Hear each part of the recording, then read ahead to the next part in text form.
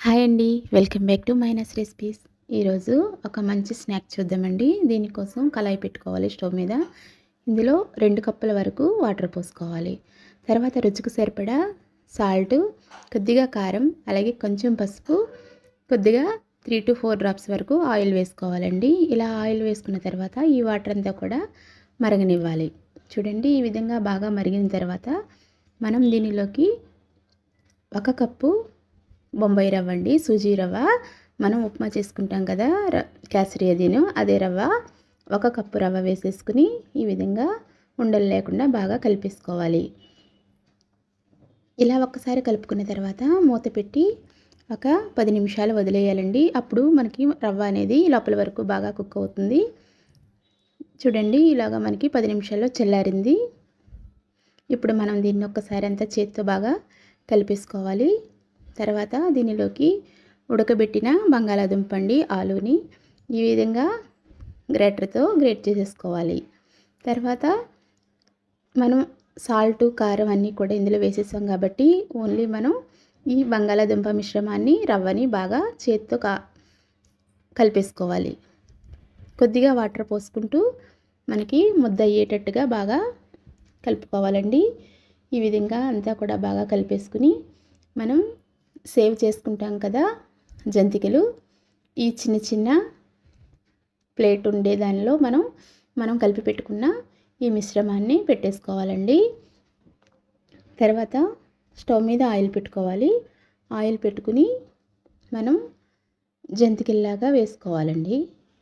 చాలా క్రంచీగా, చాలా టేస్టీగా ఉందండి. స్నాక్ అయితే చాలా బాగుంది.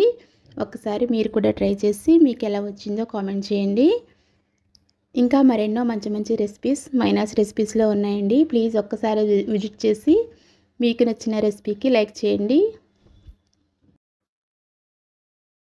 ఇప్పుడు మనం స్టవ్ మీద ఆయిల్ పెట్టుకున్నాం కదండి. ఆయిల్ హీట్ అయిన తర్వాత మనం కలిపి పెట్టుకున్న పిండిని ఇలా జంతికల్లాగా వేసేసుకోవాలండి. ఆయిల్ మరీ లోగా పెట్టుకుంటే మెత్తగా ఉంటాయండి.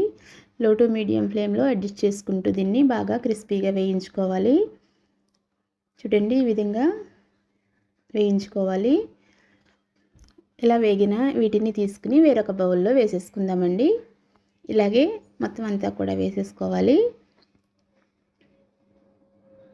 తర్వాత మనం ఇదే ఆయిల్లో 1 కప్పు పల్లీల్ని వేయించుకోవాలండి. ఇలా ఈ ఆయిల్లోనే వేసేసుకుంటే మనకి లోపల వరకు బాగా ఉడుకుతాయి. వేడి నూనె కదండి. ఇలాగా అన్నీ కూడా వేయించేసుకుని మళ్ళీ మనం చేసి పెట్టుకున్న ఈ సేవ్లో వేసేసుకోవాలి. తర్వాత కొద్దిగా వేపిన శనగపప్పు, అలాగే కొద్దిగా కరివేపాకు కూడా ఇందులోనే వేసేసుకుంటే మనకి బాగా ఫ్రై అయిపోతాయండి. ఇలా వేసేసుకున్న తర్వాత ఇవి కూడా మనం ఇందులో వేసేసుకుందాము. తర్వాత మీ దగ్గర డ్రై ఫ్రూట్స్ ఉంటే డ్రై ఫ్రూట్స్ వేసుకోండి. తర్వాత నేను కొద్దిగా కిస్మిస్ వేసానండి. తినేటప్పుడు స్వీట్గా తగులుతూ ఉంటుంది కదా, అందుకని ఇలా కిస్మిస్ వేసి తర్వాత మనం దీనిలోకి చాట్ మసాలా వేసుకుందామండి. మీరు ఏదైనా వేసుకోవచ్చు. నేను ఒక 1/2 టీ స్పూన్ వరకు చాట్ మసాలాని ఇందులో వేసేసి బాగా కలిపేసానండి. స్నాక్ అయితే చాలా బాగా వచ్చింది. ఈ రెసిపీ కనుక మీకు నచ్చినట్లయితే ప్లీజ్ తప్పకుండా లైక్ చేయండి, షేర్ చేయండి. కొత్తగా ఎవరైనా చూస్తే ప్లీజ్ సబ్స్క్రైబ్ మైనస్ రెసిపీ.